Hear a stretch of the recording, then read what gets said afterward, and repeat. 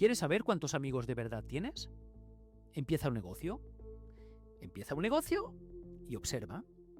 Observa quién comparte tus vídeos, quién le da a like y quién los ignora. Fíjate en esas personas que desaparecen de golpe.